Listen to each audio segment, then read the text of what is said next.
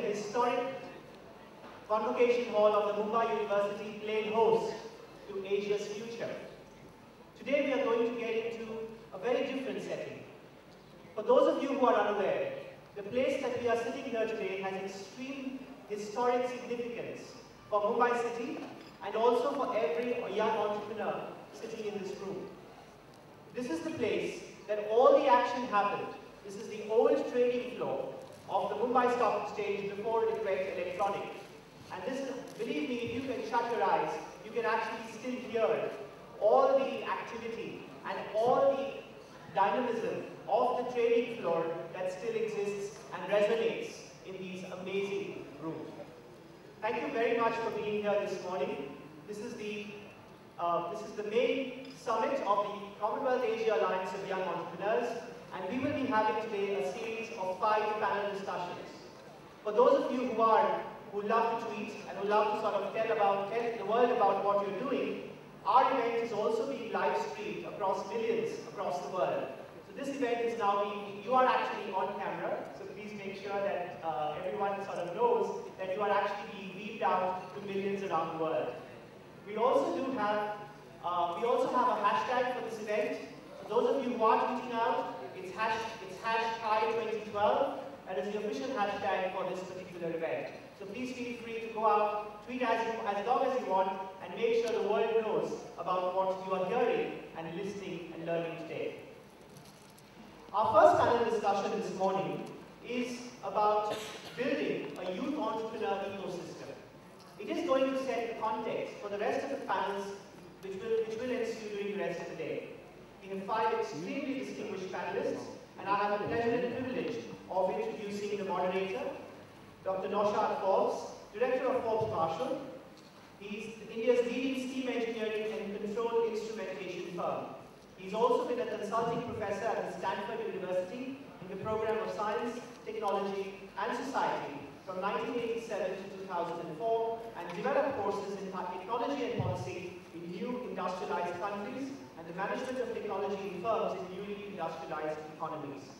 Dr. Forbes has a book co-authored with David Beal, From Followers to Leaders, Managing Technology and Innovation in Newly Industrializing Countries, published in 2012. Thank you very much, Dr. Forbes, for agreeing to moderate this panel. Mr. Ashish Chauhan, Managing Director and CEO of the Bombay Stock Exchange. Thank you very much, sir, for this amazing venue and for extending support to our alliance. Mr. Chauhan works as the MD and CEO of the Bombay Stock Exchange, Asia's first stock exchange. Bombay Stock Exchange is ranked first in the world in terms of number of stocks listed, 5th in the world in terms of number of trades per day, and 9th in the world in terms of market capitalization. Mr. Chauhan also serves on the board of directors of Indian Clearing Corporations Limited, Central Depository Services Limited, the United Stock Exchange of India, amongst many others.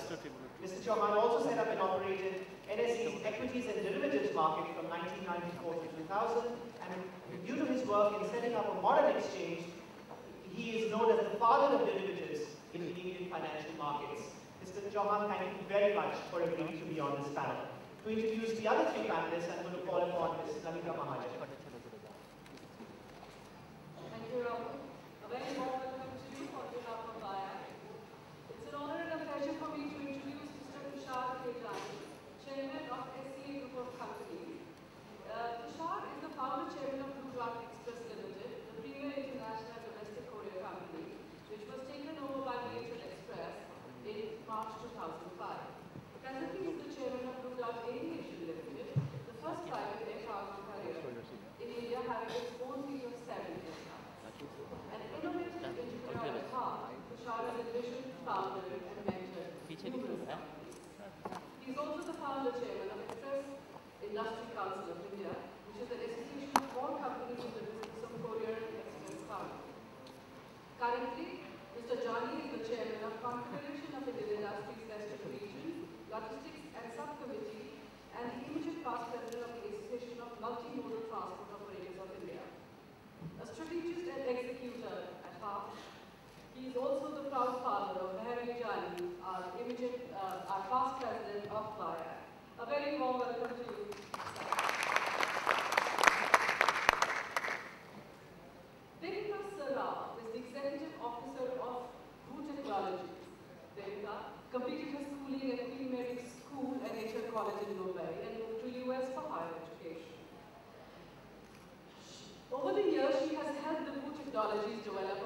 change that includes intelligent TVs, waterproof LCDs, car TVs, etc. over the course of career. Devita has amassed many awards and accolades. At the age of 26, she won CTV Youngest Achiever Award. At 29, named the Indo-American Society's Most Outstanding Women Entrepreneur. She's also the youngest businesswoman on India Today's list of 25 most powerful women in India. A very, very warm welcome to you.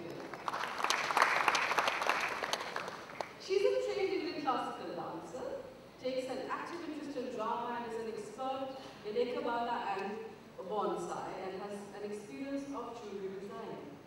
But having known her for a while, she's essentially a very, very happy person and a member of CAAYE. And I think that's complimentary. So thank you so much for joining us today in the morning. Alex Mitchell is the co-founder and director of Young Riches Network, a social enterprise focused on promoting the views and interests of young entrepreneurs from Britain internationally. He's head of the Influencer Relation at the Institute of Directors. He's also the current UK president at the G20 Young Entrepreneur Alliance, and he's the current vice president of the European Confederation of Young Entrepreneurs, the major association of young entrepreneurs throughout Europe. Alex has been wearing multiple hats, and he has been a member of external advisory board of Winsbrook, a business representative on UK trade and investment, Asia Task Force, and a member of India-UK JETRO. I also know that he writes extensively, and he writes extensively for all the papers. Currently, he's writing an article, a detailed research article on Bharati and its colors and energy. A very, very warm welcome to you, Alex. Connecting people is his forte, and we are happy to have you here tonight with us. Thank you, Alex.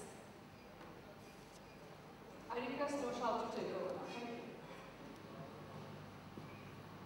Thank you. Thank you, Rahul and Devita, for those very nice introductions. Good morning, ladies and gentlemen. It's a great pleasure to be with you this morning. First of all, it's a great pleasure to be in this hall. I grew up in Mumbai. I saw this building rising as I was growing up, actually, but I've never actually been in it. So it's a great pleasure to actually be here. Ashish, thank you so much for hosting us. Let me start with a little personal background. In 1983, I just spent a year working with a consulting firm, a part of my life that I've since tried to forget. And I was trying to figure out what to do next.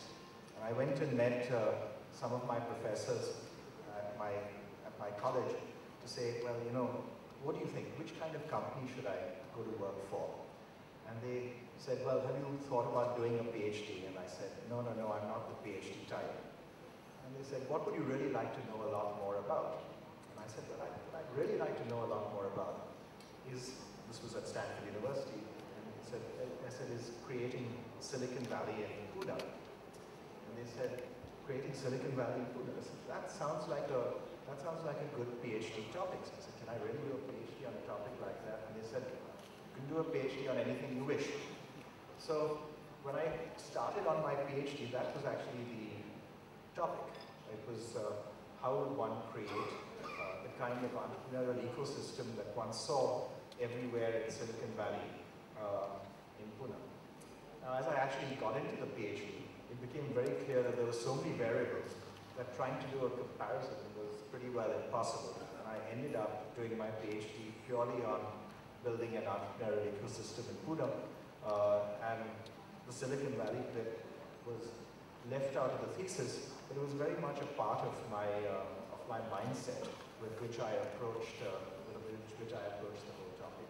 So this is a subject, I don't think Rahul knew any of this background, but this is a subject that has actually been very close to me for a long period of time. So it's a particular pleasure to be with you. What I thought we would do is that instead of me making any introductory comments, I would actually turn things over to our panel. They will each make brief comments, 5 minutes of comments. Then after that, I'll ask a few questions. And then we'll open it up for questions and try and make this as much of a discussion as we possibly can. Yes. So I will start with Ashish, and then we'll go on to Tushar, Devita, and we'll finish up with that. Thanks.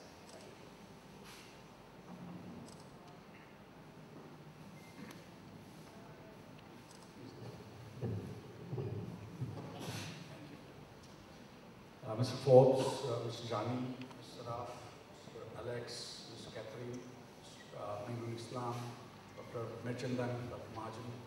Friends, it's a pleasure and honor to have you all here today morning. It's one of the nicer times to be in Bombay. Otherwise, we say in Bombay we have three weathers, or three ways of being. It's hot, hotter, and hottest. It's a much cooler sort of climate today because you have come at the right time. And since we are at the center of the ecosystem we are discussing today, but somewhere on the line, if you look at what Mumbai is and what Bombay was, a couple of days back I had a visitor from Portugal, and he said the Bombay is actually a Portuguese word, and I'm glad that British is still captive. Bombay was actually a Portuguese colony. It was made of 7 islands, and it was given in dowry to a British prince when the marriage happened, and that's how. And nobody stayed here, barring a few fishermen. And later on, there is a city called Surat from around 200 kilometers from here on north side. It was looted by a local ruler called Shivaji. And 3 times in 3 years to fund his wars against Mughals, that's people who were ruling North India. And the Britishers went to the Shreshtis, that is the people who were doing business in Surat, and said, we will protect you, come to Bombay. And the city was set up as a city of Bombay, and then later on it became Mumbai in the last 20 years. But the fact is the city is the city of migrants, and it has an ecosystem of entrepreneurs, is unparalleled in the world. In fact, the BSE was set up in 1875 as a Native Share and Stockbroker Association, native as opposed to British. In a sense, it has had a kind of a nationalist sort of a framework. It has still kind of maintained its ability to change with times. And the way we look at it is, how do we keep on working on getting the productive savings into the productive capital, because India has a huge issue in terms of the demographics. Today India accounts for almost 16% of world population. Out of that, 50%, that is more than 8% of world population, residing in India is less than 25 years. It's basically the future of India, future of the world. 8% of the world population, and 50% of India's population is less than 25-year-old. India has a huge job. I keep on telling all the people I meet is that India's job for next 20 years to create jobs. Somewhere on the line, the entrepreneurship was not a great word, say 20 years back when I started my career around 22, 25 years back. Entrepreneurship, making money. India has been basically a country which worships, in a sense, people who give up money. And somewhere on the line, when we became independent, we also took a framework called socialism. We became a socialist republic of India. And like what we do, everything we do half-heartedly. So we never became fully socialist, we never became fully capitalist, but we had this capitalistic institutions which remain. And somewhere around 91, India realized that it has to move from socialism to capitalism. In 20 years, or 21 years now, I'm happy to report that we have been able to create many role models like Naushad, like Tushar. There are many more who are living examples to millions and millions of youngsters. 500 million youngsters are looking up to the sort of these role models to say that I want to be an entrepreneur. Making money in India has become a very respectable thing in last 20 years, which was not so. And it was always felt that making money is basically some guilty thing. If you have made money, you have committed some sin somewhere, which we don't know. Today, it is not so. Today, making money is a very prestigious thing. It's very ethical thing. And somewhere on the line, one of my friends from Pakistan, he is also in regulatory framework. He had visited us last year, and we were discussing. Say 20 years back, India and Pakistan looked very similar in terms of their GDP per capita. In fact, Pakistan had a better GDP per capita. And we were discussing, saying, how is it that in 20 years, now Pakistan has gone into a different direction and India has gone into a different direction. And I said, in 20 years what we have done is that we have created role models out of our entrepreneurs. There is no other better ways to create entrepreneurship other than creating role models. And India has successfully created, so I say it's basically a land of billion entrepreneurs. Every kid wants to be a Mandar Nilkani. Every kid wants to be a Bill Gates. Every kid wants to be a Steve Jobs. And even the kids who do not have opportunities. And for me, that is where India's future lies. And I have tremendous hope for the future of India and future of world. Since you have come all the way from different countries, I would urge you to look around, move around in Bombay. I've seen the newspaper reports today that India, the Bombay has been sort of ranked amongst the dirtiest cities in the world. And you will find entrepreneurship even in the sort of dirty part of it, that people have started creating tourism within the slums of Bombay. So somewhere on the line, you can find entrepreneurial activities happening in every heart, every mind of Mumbai, and I'm sure you will kind of take some of that spirit with you when you go back home. For me, the way we have tried to create is, BS used to be what we call main board. Now we have become we have been told by the government and also the regulators to create a place for the small and medium enterprises to come and raise funds. Today, we have 11 companies listed. Yesterday, we actually launched an SME IPO index.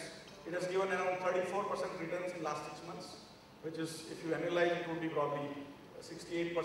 But the fact is, the SME segment of BSE is alive and kicking, and huge amount of activity in angel funds, venture capital, private equity, and so on and so forth is happening.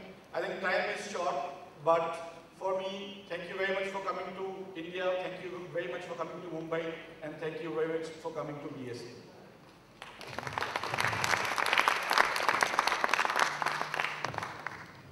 Thank you, Ashish. I couldn't agree with you more on the importance of role models.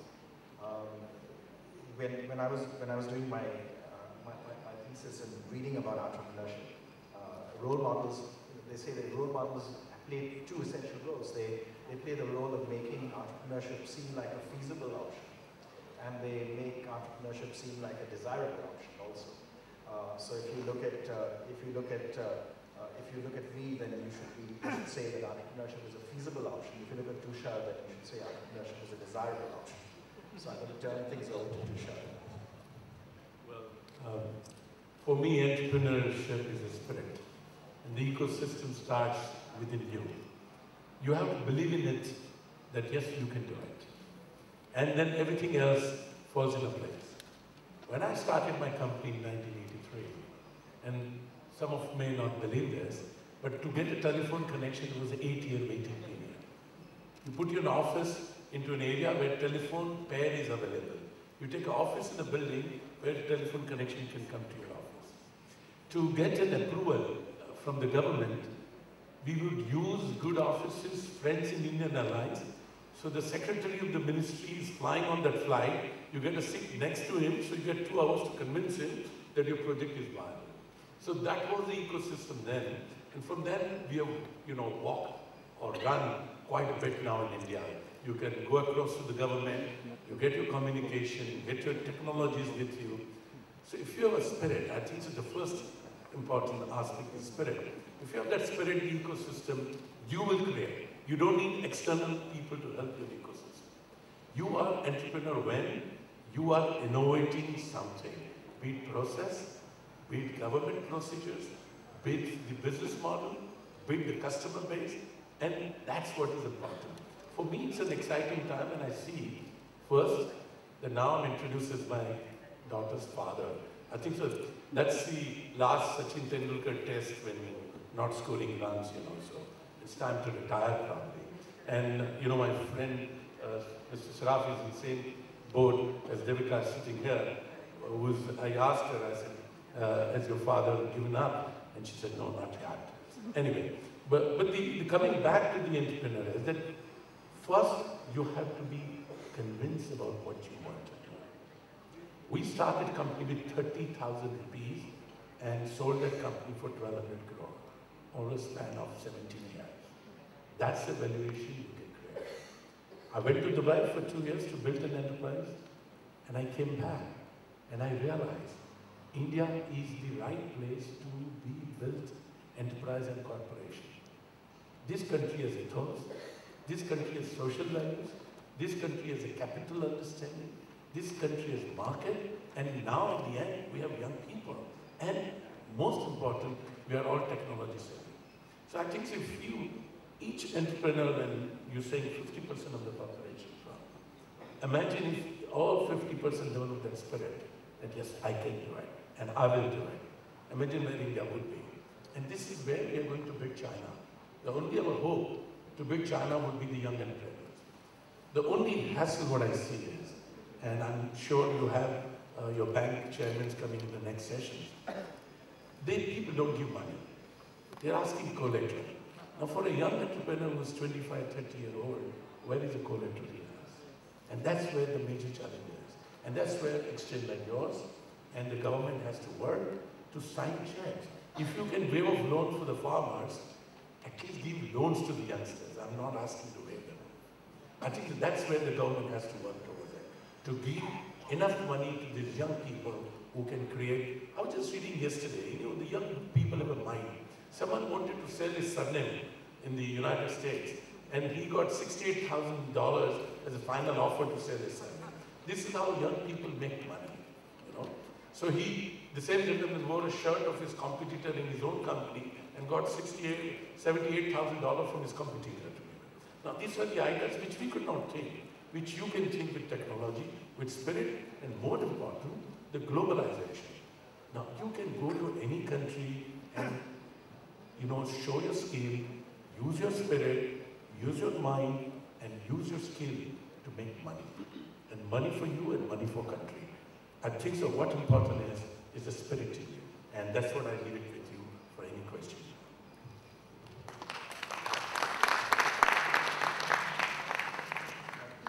Thank you, Tushar.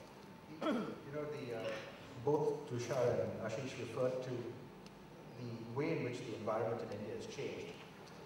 One of probably my favorite cartoonists, in fact, the only reason I subscribed to the Times of India was so that I could read the Lakshman cartoon every morning. And one of my favorite cartoons has these two bureaucrats talking one with the other, and this industrialist walking away. This is in the bad old days. And one bureaucrat is saying to the other, says, did you see how depressed and miserable that businessman looked? That shows our policies are working. Things have changed. They've come a very long way indeed, as you pointed out. And there's great opportunity now all around us. Turn things over to Devita. Thank you. Good morning, everyone. It's a very surreal moment for me to be sitting here in this wonderful hall, addressing this wonderfully put together morning by CAAYE. Because I was actually one of the initial members of CAAYE many years ago, when we were sort of starting out with Verity and Rahul, when we were actually young Indians. And we aren't so anymore, but I think these Singapore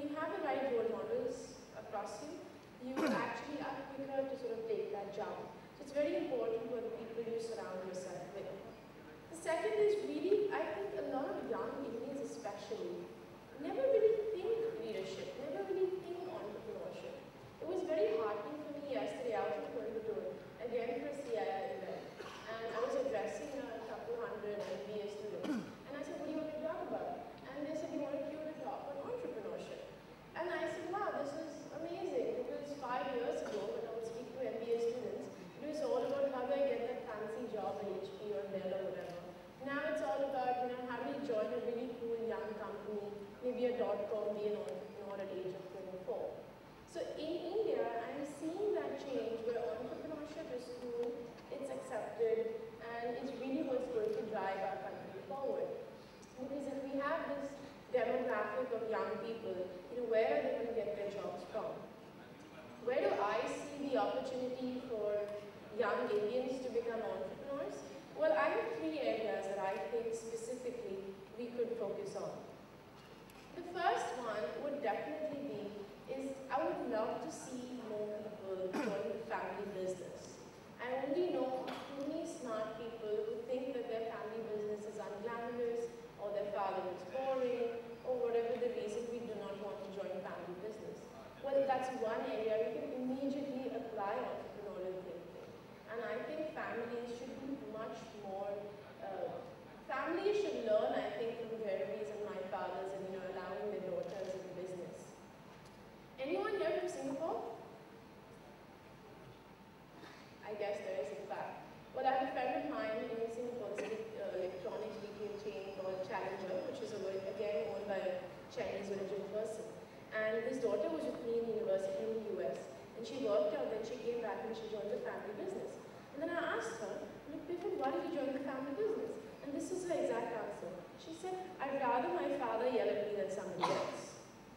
So obviously, I think being in a family business has its benefits, and it's one place if more people encourage their daughters or their sons to enter the business can create an entrepreneurship ecosystem. The second space, of course, is empowering women. I'm hoping that this forum in the years to come is going to have a lot more women who say that, look, entrepreneurship is not an option, it is the only choice. It's not a want for me, it's a need for me. I want to be an entrepreneur. I think really, in our country, women are going to drive the next wave of good change. And that will come when we empower women. And when you empower people, it's not just in finance and infrastructure and resources, but also mentality. Most people I see do not want to try something entrepreneurial because they're just really afraid of failing. And in India, we have this very strong stigma against failing. And entrepreneurship is something where you will fail till you get it right. So that, unless we change that mindset, there is nothing we can do to encourage people to try to be entrepreneurs, fail, and then get up and then succeed. The third biggest area where I see the biggest catalyst of where we can see a whole surge of entrepreneurs, it already is happening, is the internet. With more businesses going online, we definitely see that internet is a great leveler for people across all backgrounds. Even someone sitting out of a small town today has the same competitive advantage as someone abroad or even in a large city because of the internet. So if we promote more people and build a business that in India through online we have these entrepreneurs being very successful, I think these are the 3 areas that we can really succeed.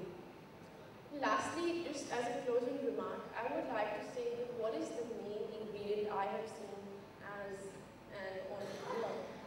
Again, yesterday when I was speaking at CAAYE in Coimbatore, they said the topic was business in turbulent times. And I was really thinking, I'm like, when in business is it not a turbulent time? Every day it is an turbulent time. It's not about the economy today. My father had different challenges, I have different challenges. But I think the one thing that really needs to be put in youth so we can succeed as entrepreneurs is not really a drive for excellence, which is important, but also enthusiasm. So I'm very happy for all the people who have come here early morning and have that enthusiasm in them. I think the job is half done. We just need to have a little more. Thank you very much. Devita, thank you. I think the point about role models, in terms of women entrepreneurs, I think having role models like you and Bhairavi and many others now, I think is what's going to inspire, I think, many more. I think your point also about family businesses is very critical, especially for the group that all of the people here come from, the countries that all of the people here come from, where family business tends to be very strongly represented. Because family businesses do provide that safe network that enables people to fail even in an environment where failure is frowned upon. You know, you're still a family member even when you fail as well, within the family business. The family doesn't throw you out of the family, it's difficult. So you stick around with the family and then you can start something else and keep going with that. But we'll come later on, we'll talk about how non-family, entrepreneurs from non-family businesses who do not have that background, what are the kinds of support networks that they need to really also have the same chances of success. Turn things over to Alex. Right, let me start by saying salam namaste to you all. I think this is the term we're using during the conference. I just want to say, as a non-Asian country being asked to speak here, how deeply honoured I am to be not only asked to participate in your event, but also to sit on a panel with 4 amazing individuals. And I was absolutely fine about this until yesterday, when I overheard a conversation in one of the leadership assembly meetings, where one delegate turns to another and goes, oh, I'm fairly embarrassed for my country because we're only posting 5.4% growth at the moment. And coming from the UK where we're struggling with 1%, I was like thinking, God, I wish we could have 5.4% growth. But anyway, the UK shares a common history with you all. You know, the Commonwealth has brought, you know, through the Commonwealth, a common legacy. 54 countries across the globe. Huge, huge potential for not only trade, but cross-cultural understanding, cross-cultural engagement, and business opportunities, enterprise opportunities. And from my point of view, I feel that, you know, our generation can create a second resurgence of the Commonwealth. One where we create a mutual, equal understanding. One where we create an equal opportunity across all our nations. We work, trade, and interact together. And this alliance, this summit, is a classic example of that. The world is getting smaller, as we all know. We're living in a hyper-competitive global environment. One where, I mean, when my grandfather came to Mumbai in the 1940s, it took him 6 weeks by boat. It took me 8 hours and I had internet access on the plane. So it's constant connectivity and, I mean, true global interaction. It is absolutely fantastic. And as one of the other panelists pointed out, the fact that we are now living in a world which is a true leveler. Never before has a generation of entrepreneurs or enterprises, large or small, been in a situation where they can compete globally, regardless of the size of their business or where they are based, be it in an urban or rural environment. And the fact that networks like this bring together different cultures. I mean, I'm from London and I have the luck of living and working in London. One of the most multicultural cities in the world.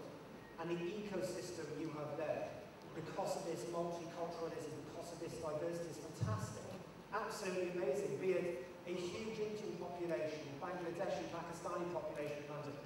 Even from, you know, our closest neighbour, France. If London was a city in France, just with the population of French we have in London, we'd be the 5th largest city in France. Now, multiculturalism and diversity sometimes is seen as in some of the press, seen as a bit of a negative. I personally believe it is a huge competitive advantage. And, you know, as was touched on, women in business, incredibly important. You know, the need for diversity in all aspects. Men, women, multiculturalism, ethnic diversity, and then also young and old. Different age groups. Our parents have a lot to give to business. We have a lot to give to business, and our children will have a lot to give to business as well. We are living in a global leveled environment. Now, the sort of creation of an entrepreneurial ecosystem, or I guess you could say, is there method to this entrepreneurial madness? It's touched on Silicon Valley and things like this. I mean, there are lots of reports out there about what an ecosystem is, and people usually define it as 6 key areas: culture, policy and leadership, finance, human capital, markets and support, infrastructure, etc. But every ecosystem is unique. I've seen quite a few around the world, and there is definitely not a one-size-fits-all. And I hope this session will pull out some of the sort of keys which could lead to the establishment of ecosystems, not just at a national level, but at a very rural level as well. And what I would like, and before we move into this, what I would just like to finish with is that governments absolutely love to turn around and say, we create jobs. Governments say, or a government minister says, we've created 100,000 jobs or 100,000 new businesses. They don't. You create jobs, you create businesses. The role of government is not to create jobs. The role of government actually is to listen to you and to try and create an environment. It is up to you in this room to create ecosystems around that. The need for governments to adopt flexible practices in all they do and flexible engagement with business and entrepreneurs is going to be critical to our success and your success going forward. And all I'll finish with is by saying, never be afraid to challenge the norm. Don't ever worry about that. Don't ever worry about standing up and failing, as you rightly said. Stand up and be counted. It is critical that you do this.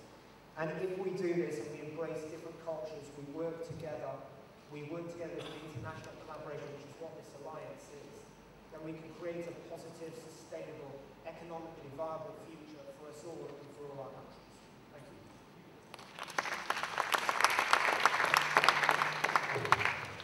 Thank you, Alex.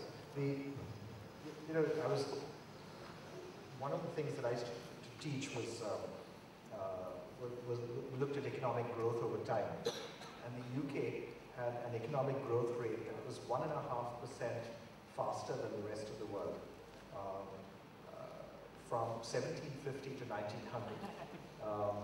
And that 1.5% made the UK the world's richest country in 1900 by a very long way, because you had this small increment of 1.5% more rapid growth, but over a 150-year period. And in a sense, what we're trying to do in countries like India and Pakistan and Sri Lanka and Bangladesh and Malaysia and many of the countries that are represented here today is to catch up on that lead that happened over 150 years, to catch up in a much shorter period of time by growing much more rapidly.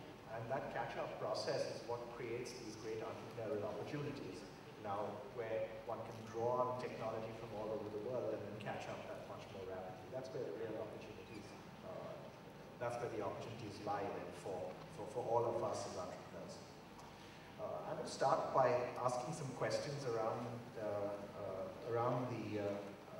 there was a very nice briefing note, so I'm going to start by asking some questions around some of the points that were made in the briefing note. I'll start with some questions around finance.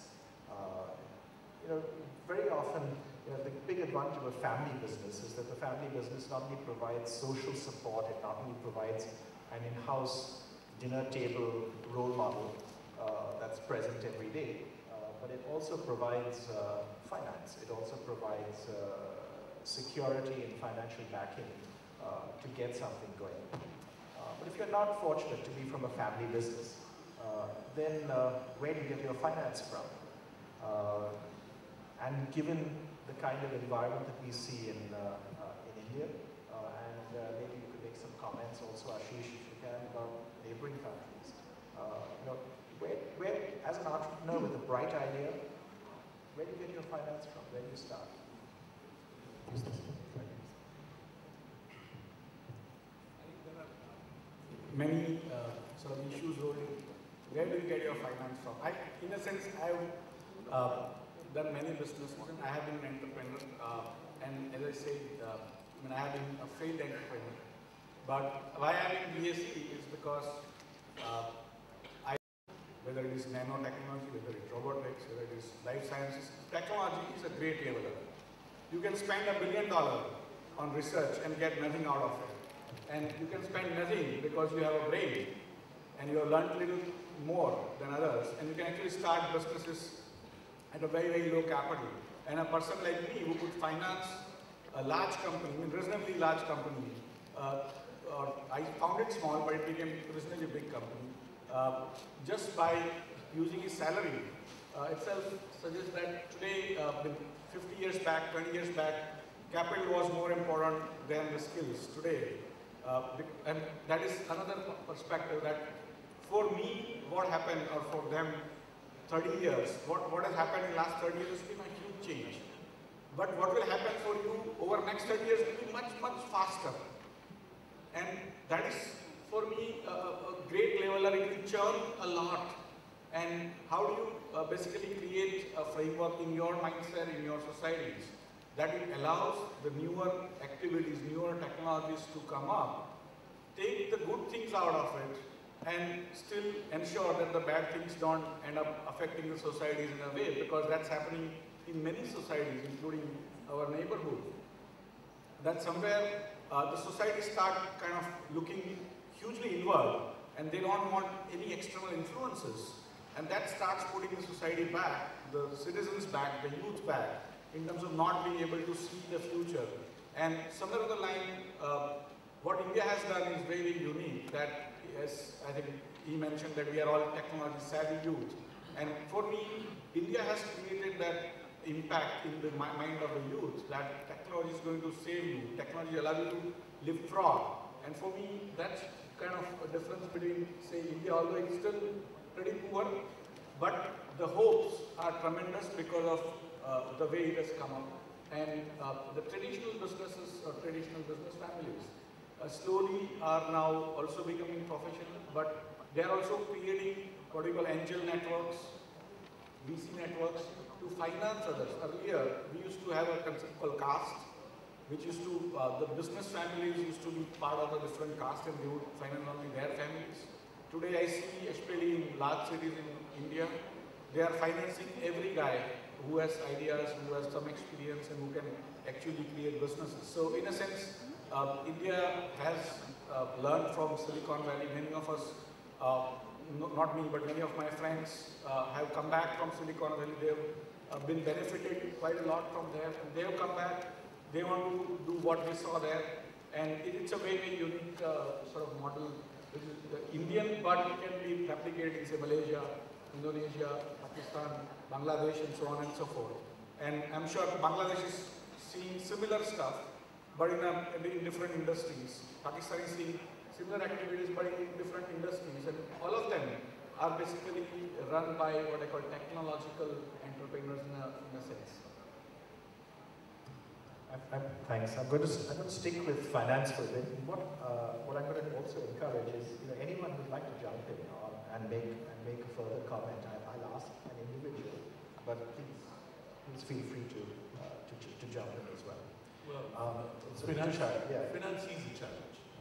But if you have an idea and if you have conviction what you want to do, there are people ready to support you with the money. And who's from outside of your family. I think what you need is a bankable plan, clear vision. I think very important for an entrepreneur is to be a visionary. If you are not a visionary, you cannot be an entrepreneur. Simple. If you do not see long-term, 30, 40 years from now, and you say my company will make 2,000 crore turnover at the end of 30 years, you have a chance to get money, otherwise no. So finance is a challenge, but it's really you how to convince others to put money at risk. Yeah, the definition that I like to use of entrepreneurship is the ability to articulate a vision of the future and then make it happen come what may. And there are a few pieces in there. There's the ability to articulate that vision of the future, and then there's the make it happen come what may. Yes, sir. Just on the finance thing, there's no point in trying to pretend that the environment we're currently in globally is an easy one to raise finance. It isn't. It is incredibly difficult in all our countries. In the UK, trying to get funding for even established, profitable businesses at the moment is next to impossible. They always turn around and say for an entrepreneur, you look to the 3 Fs, friends, families, and fools. And I would say that you should do that, but be very careful in relation to taking money from friends or family. But what I would say is that, just even yesterday, looking at Derby, the slum in Mumbai, you can do a heck of a lot with little.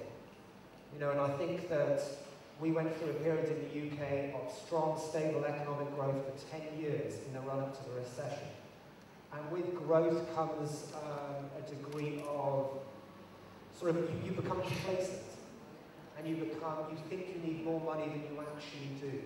And I think the need for fiscal responsibility, a clear understanding of what you are doing with your business, where you are going to put your money, do you need to rent big offices, can you work virtually, can you do more with less, needs to be looked at. For the time being, where funding is difficult, there needs to be other ways of how you can grow and develop your business.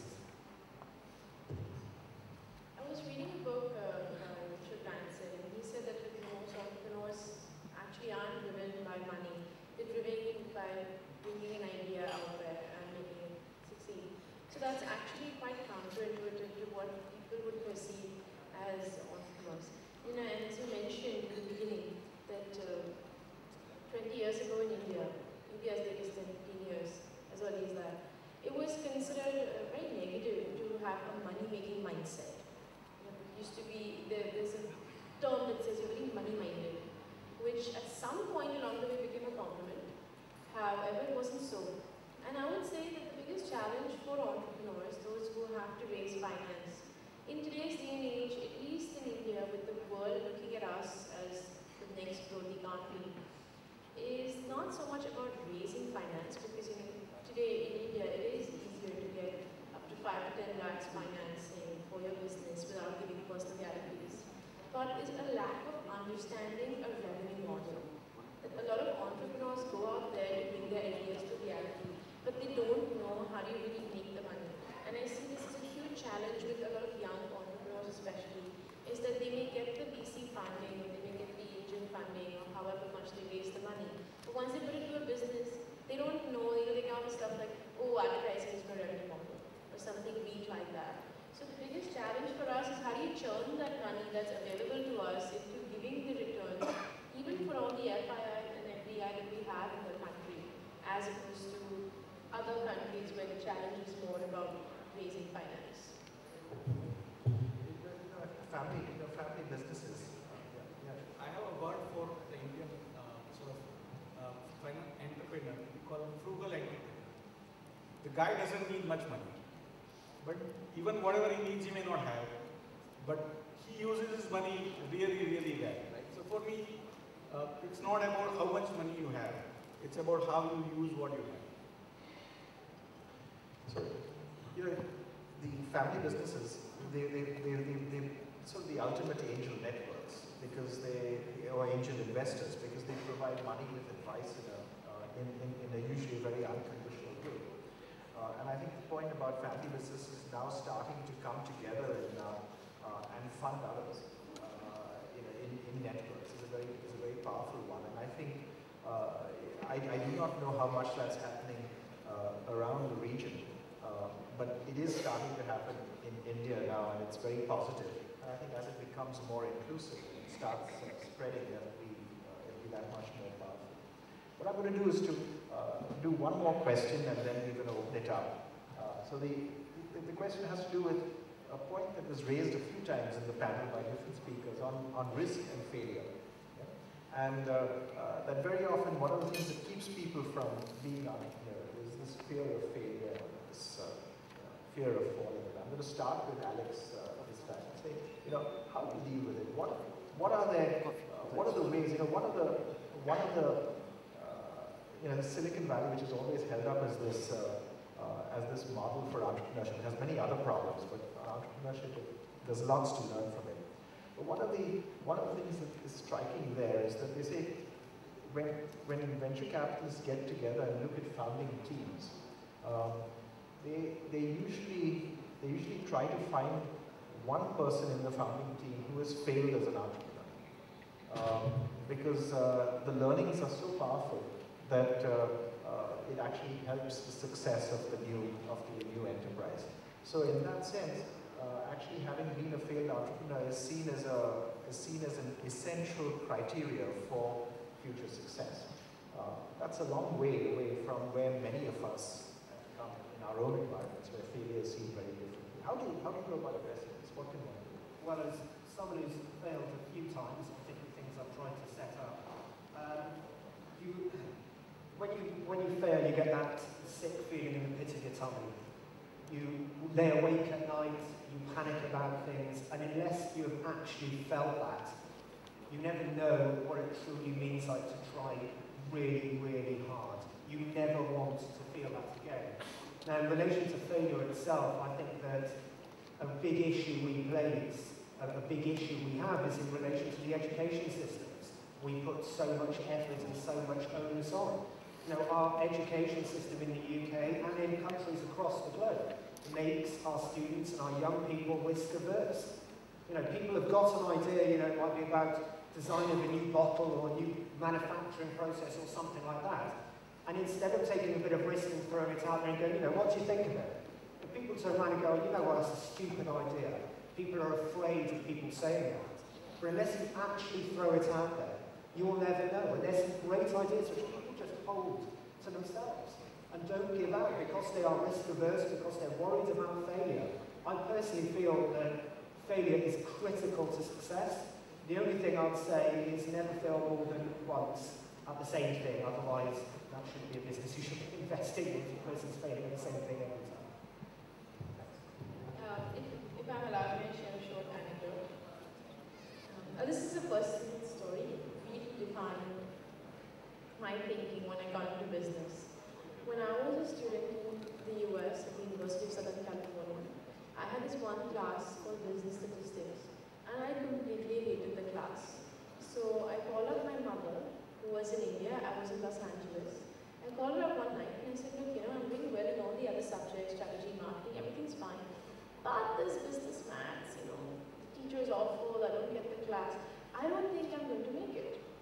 Of course, at that time I meant that I get 65 and not 95 or whatever expectations were.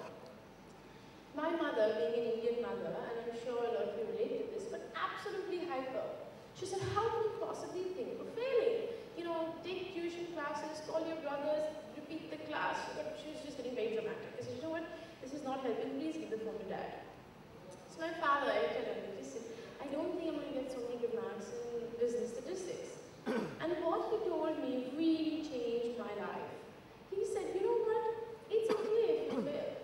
Because you have to learn to fail. He said there are a lot of students who've always been a topper through school and college, and then when they enter business, the tiniest failure for them is a setback. And if you don't learn to handle that when you're a student, you're not going to be able to handle that when you join business. Well, fortunately for my mother, I did not fail the class, but I realized that failure, especially public failure, is something that you have to face in business. And in India, I would say the root cause of this failure stigma really comes because we are unable to differentiate leadership from academic excellence. I had seen in my school in Bombay, the girl who got the best marks became head girl, even though she had no leadership capability. And it's true, it's not like she's doing big things in life these days. But I lost the contest, and my marks weren't so good. But I said, look, there's so much we can do for the school. No, it's those who got 99.99% who will be a leader. So the first thing we need to understand, I'm sure all of you can prove this, it's not the person who came first who's an entrepreneur. It's the person who learned to fail and get back up and smile, who learned to be the entrepreneur. Thanks. Well, if you are not a risk taker, you're not an entrepreneur. The first qualifying definition that you're a risk taker. I look at failure as an opportunity to climb up and to gather yourself to, climb up to the next level. So the failures are part of life, you fail in your relationships, you fail in your emotions, you fail in your class, in colleges. But the failure in business is a must. You have to take it in your stride and take that as an opportunity to move forward. You are enriched with your knowledge. And you won't make that mistake again. And if you make a mistake again, you're stupid. Then don't be in business. There's no scope for making mistake again and again in business. And what I have seen is, if you play any sports from childhood, it teaches you how to lose and still be there, right? Next day again you have to go back. And that's where basically I think the sports culture is more important not for the physical health of the nation, but it's basically much more important for the emotional sort of quotient of the nation, that it allows you, basically trains you from the childhood about how to lose, how to prepare again, come back, and so on and so forth. So for me, the second part is even more interesting is, many people become risk averse because of their personal situation. It's not only that they don't like to fail, but they have personal situations which don't allow them to take up those risks. So in a sense, everyone has a unique unique situation at a particular time in which he is allowed to do things. So in some sense, I won't blame people I won't blame them for not taking risks. It's just that they had a different situation in which they couldn't take that risk. So learn how to fail, preferably learn how to fail early and young in school or in college. As see it as a natural process of learning and moving on. You know, the point about risk, you know, when people have done studies of entrepreneurs' risk profiles, they do risk assessments, what they actually find is that entrepreneurs, and this we come across as being somewhat surprising, they actually when they measure risk taking, they find that entrepreneurs are actually not more risk taking than any other achieving group in society. Yeah?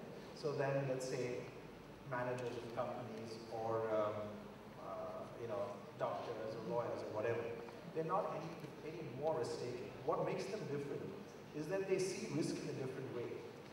They don't see that particular, from the outside, what is seen as highly risky, the entrepreneur actually sees as being entirely within his or her control.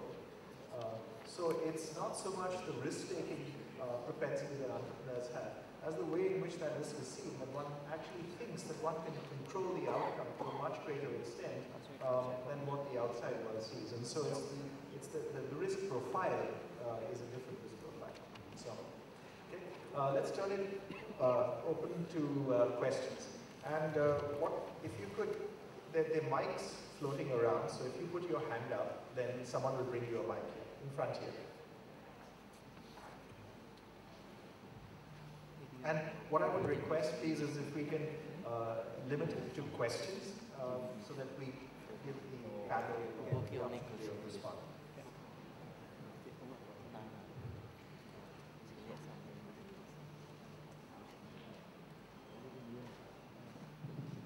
Yeah, hello, good morning. My name is Vaibhav Mittal and I represent Mahindra & Mahindra. While going through the panel, it was a very good discussion which we had.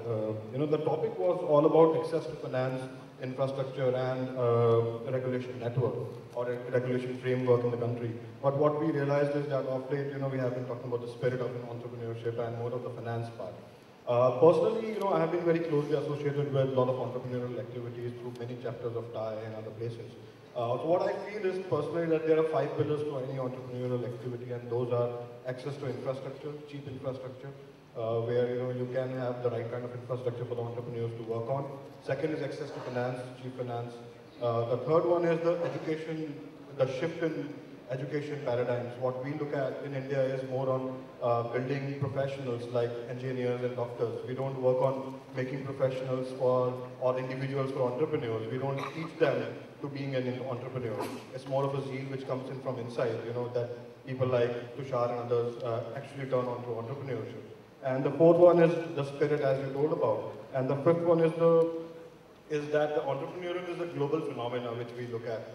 So what I feel is that we have to take clue from the global things which are happening, and one of the very closest examples is the way Chilean government is working on inviting entrepreneurs to Chile through a startup Chile framework where they give $40,000 for everyone who comes into Chile, which actually gives them access to 1 year of visa regime, and they want them to come and build an entrepreneurial ecosystem over there, build companies over there, and employ Chileans over there, and pass on the patent to these Chileans. And what we have seen is that India is the third largest country to put in the effort into Chilean government, where we have more than 35 companies from India going to Chile and starting a startup over there. So why not we think of a Startup India kind of a fund, where Government of India puts in the money and actually help entrepreneurs from across the world to come to India, not only like Indian governments and Indian companies to actually access that finance, but also getting in people from outside and build a complete framework of ecosystem over here with respect to the entrepreneurial system. And incidentally, it was started by a Stanford graduate called Shia in the US, who studied in Stanford and moved to Chile. The second thing is that what we feel is that India is missing out on the Global Entrepreneurship Monitor. That's a London School of Business assessment which is done around 56 countries across the world, and India is the only missing country where they don't assess India. Could we? Yeah, just can you stick to? You have a question? So my question is, number one question is, can we look at something like and how CAAYE can help in terms of building a entrepreneurial ecosystem with respect to kind of starting off a Startup India kind of a fund? And second is, and can we look at the help from CAAYE with respect to having India included in the Global Entrepreneurship Monitor. That will help us, see ourselves amongst the income. Fine, thank you. Maybe what we can, if you like, what we can do, let's take a few questions, yeah, and then we'll, and if we could restrict to questions and not comments, please. Yeah.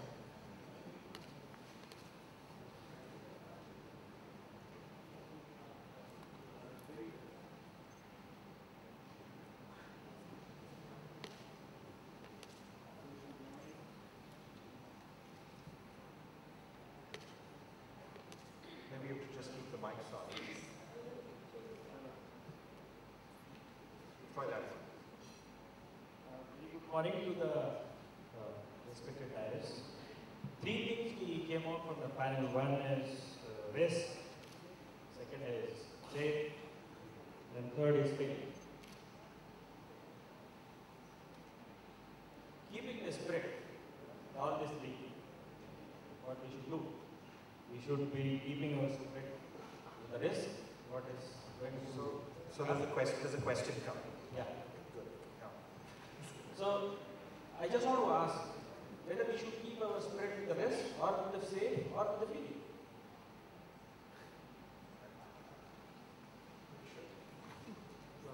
If you have a small child at home, and you see how the child crawls, gets up, falls, gets up, falls, and walks. At the end, it starts running. Now, as I said, if, and Naushad put it very rightly, how do you perceive risk as a risk? A doctor who's doing an operation which runs for, say, 9 hours for an open eye, he doesn't see as a risk. He looks at his job. If you as an entrepreneur and say, this is what I want to, and this is what I want to do it, and this is my job, you look at risk totally differently. So I think you have to look at risk in a different way. And anything what you do in life is risk. You're driving a motor car. There was a bus accident where the driver had an heart attack, 9 people died. So that's a risk anyway. So don't look at risk as risk. Risk is just one element of what you're doing. Then you're not adverse to the rest. That's what I would say. So your spirit brings up to look risk. It's like painkiller. If you have a pain, you take a painkiller. Spirit is your painkiller. It makes you excited to get money, it makes you excited to get market share, it gets you excited to manufacturing, to people and everything. More questions here. I am Shankar Jadhav from KC. Maybe I can request Ashish to speak on how we are helping entrepreneurs get the capital required through the SME market that we have built. The new framework on sort of helping small entrepreneurs, that we have a SME segment on BSE. If you want to set up a new company and want to list upfront, you need to have post-issue capital around $700,000 US, or probably $500,000 US. And if you have a company which is running, then for last 3 years or more, then you need to have a post-issue capital of only less than $200,000. So basically, really small and tiny companies are coming to the BSE, and practically every day we are getting newer entrepreneurs, different types of businesses which we had not thought about. For example, I have a business listed by 5 plastic surgeons who got together, set up a company, and all of them are using the same equipment and create a business. So we are getting newer business models being tried out on a public market instead of private venture and so on and so forth. And what happens, for me, an entrepreneur has two needs, which are in a sense divergent. One is what I call income need, that when you do a business, you start getting income and you get satisfied. And then second is what I call wealth need, that you require to create a wealth, so that if income goes down, you have a wealth, right, to fall back on. And listing on an exchange, what it does is, it converts your income into wealth. Because you start getting market capitalization, which you can use as a currency to even take over other companies, do newer things, get more funds. And that's a very, very impressive way of thinking. Many entrepreneurs who had not thought about this are now working on it. In addition, it allows you to benchmarking with other peer groups, succession planning, and so on and so forth. But what I see is this is a massive power that has been, a massive force that has been unleashed in the Indian society, that even a small guy can come, list his company and think of becoming a billionaire with the help of other people's money. And it's not a debt, unlike what you take from banks, it's a debt. This is your partners. You are bringing in partners, not from private equity guys, not from venture capital guys, but your vendors, your suppliers, your customers, your relatives, your friends, people who don't know you. And that's an unbelievable force that is just now actually being unleashed into the Indian market. I'm sure many of the young entrepreneurs from India sitting here would be able to take advantage over the next couple of years. Question? Maybe take two last questions then. Somewhere at the back, yes, thanks.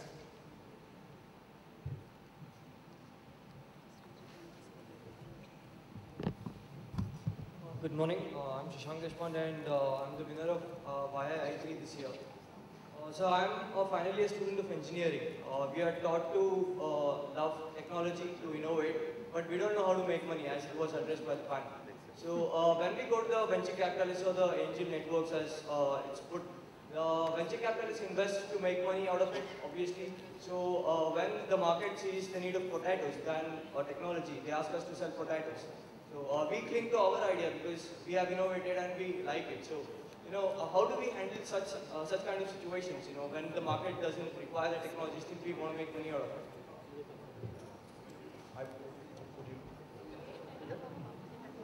Have a shot at that and I'll have a shot at that too. No, what if you go ahead?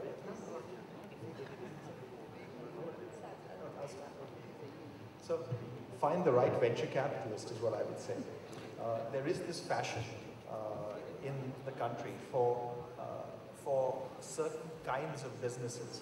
But I think if you actually go to enough people, and if you especially go to some of these family business networks, I think you'll find that those family business networks are very open to looking at business ideas that cover a very wide range of different industries and different businesses.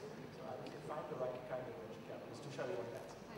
The Indian tradition is Guru and Shishya. You have to find your mentor to guide you, because then he will advise you what are your ideas, how you can put it, how you can package it, what are the risks you have getting the money. Sometimes, Ashish, I'm a very highly advocate of when you give away your equity of your business, you're cutting your hands and limbs. And that's the most costly way to raise money. So keep that, all these things you need a mentor to tell you, who has gone through this cycle. Take a shot. I have actually... Well, I work with a lot of techies and entrepreneurs, and I understand your predicament. I'm on the other side, trying to get smart techies to understand that market reality is different. One of my professors told me something that always stayed in my brain. He said, great technology cannot sell itself. And when I work with really intelligent engineers, they have this mindset that we're going to make this earth-shattering product, and then as soon as it's ready, or even halfway ready, people are going to line up outside the door to buy it. And that doesn't happen. And that is generally the reason why most engineer-driven entrepreneurship companies fail, is just because they do not put in a mind in saying that, look, I made this fantastic product, but I actually have to go sell it, I have to go market it. They're expecting a pull strategy that everyone's going to line up. The way that it works, at least it works for me, because I am a very tough and mean boss, is I force some of the techies that we have to go meet customers. And I think once they get like a firing from customers and really, get their technology berated in a way, they understand that, look, we may have made the most earth-shattering, Nobel Prize-winning product, but we have to convince someone why they need it. And I think that good things are done when you have the left brain guys with the right brain. When you have engineers spending time with people on the field and understanding what it is that customers want. And while this is easier said and done, the biggest challenge I see for entrepreneurs is that they have to respect people who are on the sales and business side. Somehow, I don't know what part of engineering school puts this in engineers, that you guys are the smart ones in the company. Yeah, well, your salary is coming from the sales guy. So I would say that as long as all the entrepreneurs really, pound it out in the streets and meet customers and face that whatever failure, rejection, risk, Once you figure that out, you should be able to sell your own product. And so any person who has really succeeded, whether it's up to Bill Gates and Steve Jobs, is not because they were just fantastic techies, but because they understood market realities and they enjoyed facing customers with the products that they made. So I am an engineer, I sympathize. The way I look at it is, ultimately, meaning of business, why you do business is to make money, right? So whatever we do, especially as entrepreneurs, finally has to generate positive money. And I'll give you my own example. I set up a business which today is worth $4 billion, but I was an employee of government sort of company, so I didn't get anything out of it. But when I came out and I wanted to set up another stuff which people were already buying from me, nobody gave me money. I went to venture capitalist friends and they said our ticket size is minimum $5 million. So when you reach that level, you come to me. I went to private equity guys, they said, boss, below 50 million, I don't even look at you. So finally what I had to do is to do a job and to set up my company. But for that, I need to understand that it is, as Devita said, it's basically about going to the customer, getting abused practically, right? And getting, learning to understand how does one person give you even 1 paisa, okay? Even 1 rupee, even a $1 or 1 cent. Why would he give you? Once you start learning how to take money out, it's easier to sell your product. But that is the most sort of tricky thing. And once it starts rolling, so you start somewhere, whatever the current capital permits, you start becoming a businessman, become flexible, because again, business is not about having only long-term vision, but evolving vision. It cannot be sort of a 40-year vision where you start running and nobody is running with you. So you need to take people along, you need to work with it, and at some point in time, people start trusting you because you have given them results at much lower cost in the competition, and they start finding, even your sort of buyers will start financing. You know, I have seen that all the time happening with everyone. So don't be disheartened, just start somewhere, but start somewhere which is commercially viable for somebody to pay you something. So I fully agree with the comments about going out to the market, trying out things. I'm not sure about the engineering entrepreneurs, but we'll take that in the coffee break. Thank you very much for your attention, ladies and gentlemen. I'll turn things over to Rahul. Thank you very much to the panel. We just, as a token of our appreciation for all the panelists, I'm going to request our past national chairman, Bhairavi, to hand out one of our very publications that are very close to our heart, released by our past president, Dr. Abdul Kalam. It's a young Indian's book on the change that we want to be. Bhairavi, please. Thank you very much, and we will have a very short coffee break because we are running over time. And since the coffee is being served in this hall, as soon as the panelists are on the dais, I request everyone to get back in their chairs, please. Thank you very much.